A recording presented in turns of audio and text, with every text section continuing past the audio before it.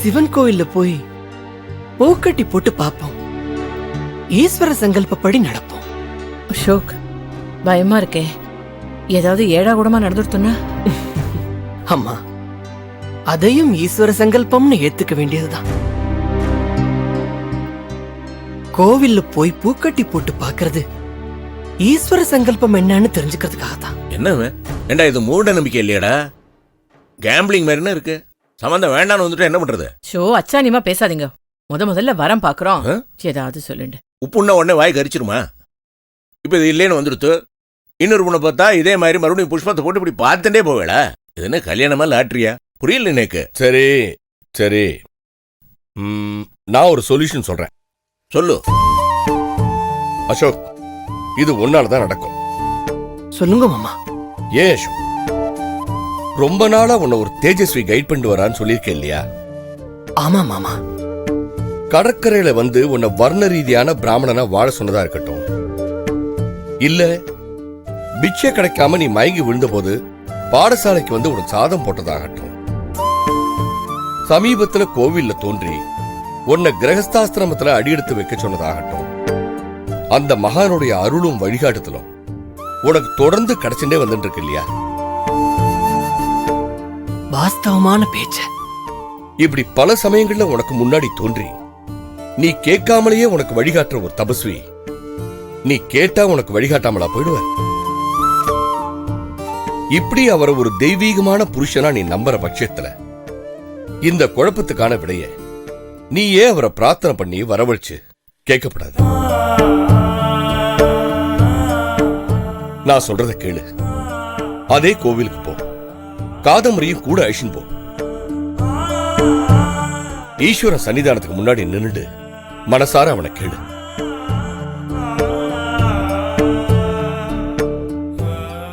ஈஸ்வரா, எனக்கு விதிக்கப்பட்டவ இவதானங்கிறத நீ அனுப்பின தபஸ்வியின் மூலமாவே எனக்கு தெரியப்படுத்துன்னு பிரார்த்தனை பண்ண.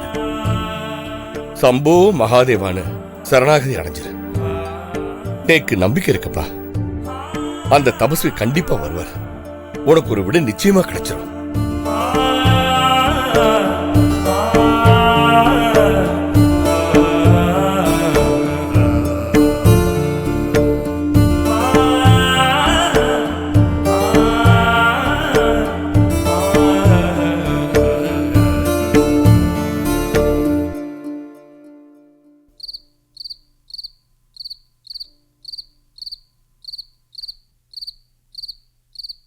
எதுக்காக போன் பண்ணி வர சொன்னேன்?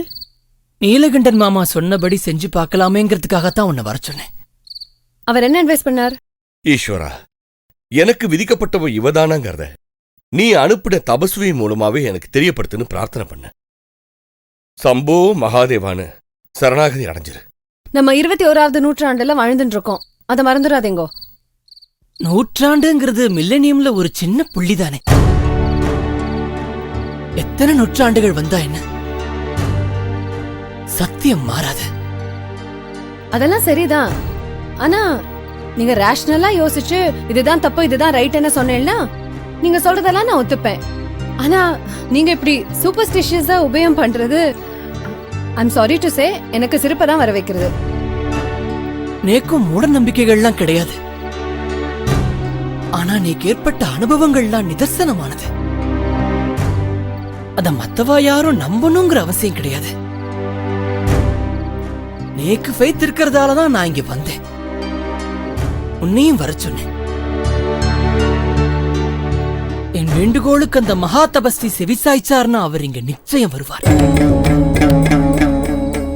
ஒருவேளை அவர் இங்க வராமலும் போகலாம். I don't know. நேக்கு என்னமோ அவர் வரமாட்டாருங்கிறதுதான் என் தாழ்மையான அபிப்பிராயம். அப்படியே அவர் வந்துட்டாலும் நிச்சயமா உங்க மனநிலைய சந்தேகப்படுற மாதிரி நேக்கு ஒரு சூழ்நிலை உருவாகும். நீ நேக்கு விதிக்கப்பட்டவை இல்லன்னு அந்த மகா தபஸ்வி நினைச்சாருனா நிச்சயம் அவர் வரமாட்டார். என் மனநிலைய சந்தேகப்பட்டு நீயும் என்னை விட்டு விலகி போயிடுவ. மேபி வேற யாரோ கூட என்னோட தர்ம பத்தினியா இருக்கலாம். Let us see. இவ்ளோ தூரம் நம்பிக்கையோட சொல்றேன். வராரான்னு பாப்போம்.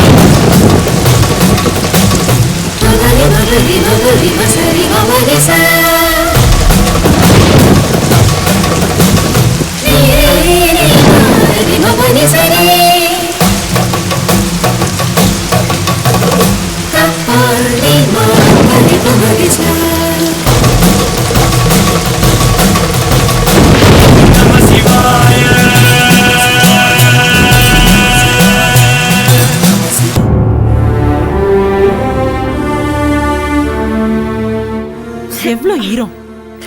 நீ சொல்றத கேக்குறச்சு ஆச்சரியமா இருக்குமா? ஆனா அது ஓ வாயில சொல்றத கேட்கும்போது நம்பாமலும் இருக்க முடியலையே.